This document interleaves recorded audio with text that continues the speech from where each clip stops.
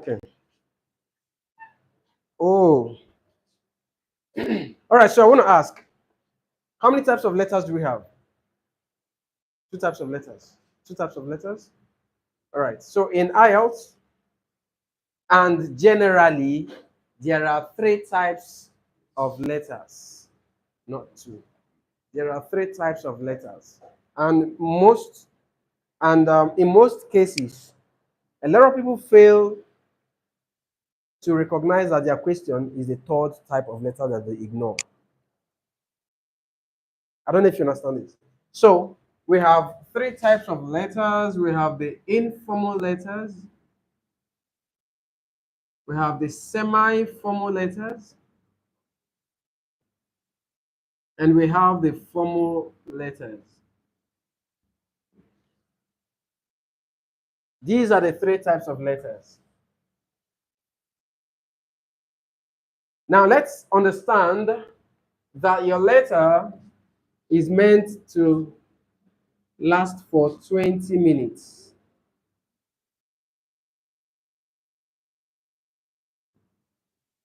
Your letter writing is meant to last for 20 minutes. Letter writing falls under task 1. Don't forget that. Now, within the 20-minute period, you're expected to write a minimum of 150 words. Minimum. You can write more. And then the maximum rate you can get from your letter, that's task 1, is 33.31%.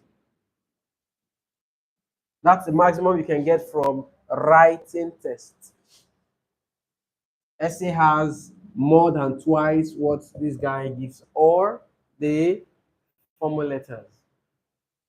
Please, there's something you need to understand. How can you identify the type of letter you have to write? How to identify it? It is easy to identify your informal letter, right? It will always indicate, write a letter to your friend or your parent or your. So that alone indicates that it is an informal letter, right? If a letter says, write a letter to the manager, what type of letter would that be?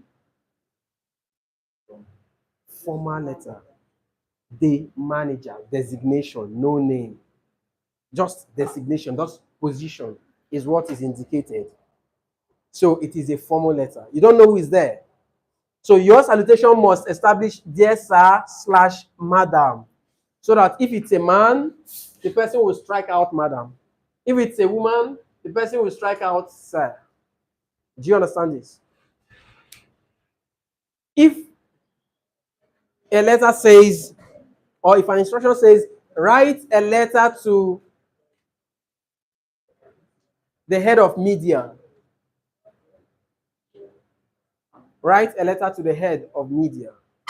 What type of letter is that? Formal. Thank you. Because it just mentions designation, no name, right? Now let's look at this. Write a letter to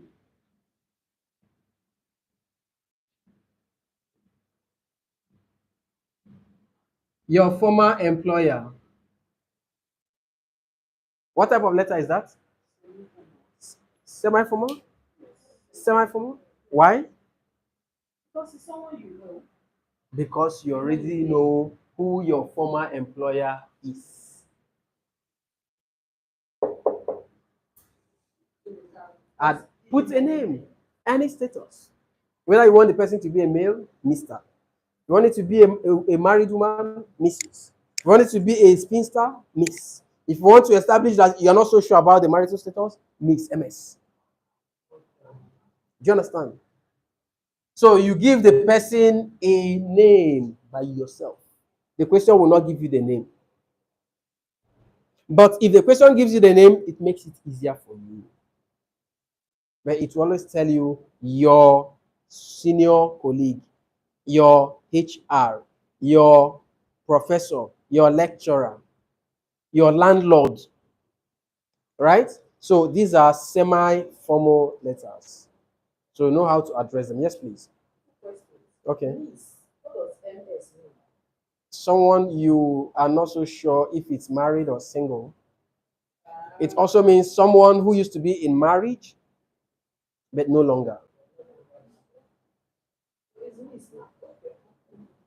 Then second question. Um, huh? No, So this is a short it's not the short form for Miss. Miss is a spinster, an unmarried person confirmed. But MS, yes, please. So let's say, like I've seen a person, this is a person I've seen. You bought something from maybe what do you call it? A particular Internet, okay, from a shop, and you don't really need the services that you know. that you want to complete. What is that? Do you know them? Do you not know them? I don't know. Is this somehow? If the question says you bought something from a shop you have always patronized. No. It means a lot of Now I want to explain something. If it says a shop you've always patronized, that means you have some level of relationship with them. So you would know who you always meet and who resolves problem when there is such situation. But if it only says you recently bought something from a particular mall, and upon getting home you discover that that particular facility is no longer functioning properly, so you need to write a letter of complaint to the whatever, either the manager or the, so it is a formal. If it says the manager, formal letter, please, it is tricky. It can be tricky when an examiner picks up your answer sheet, your letter answer sheet. The two things the examiner will look at will be your salutation and your closure, because these are the things that help to show that you know the type of letter you are writing. So if it's supposed to be a semi-formal letter and you wrote dear sir / madam, they know from that moment you don't know the type of letter. Do you understand this? If it is supposed to be a semi-formal letter or a formal letter and you wrote dear Mr., they already know you didn't understand it. So first impression matters. Interpret the question and make sure you are on the right track. Right? So those are for formal letters. There are no names. What you get will just be designation, position. Please, it is formal. Write dear sir / madam. If you don't want to use slash, write or dear sir or madam. Okay? But if it indicates the portfolio and the name, or it indicates a portfolio and uses the personal pronoun your, demonstrative pronoun rather, your manager, your employer, your this, you already know the person, right? So you need to give it designation, give it title, give it name. You understand? Right. So that's it about letters. Any question? Mythic, any question? Madam, any question? No question? All right, thank you so much. With this, we have come to the end of today's class.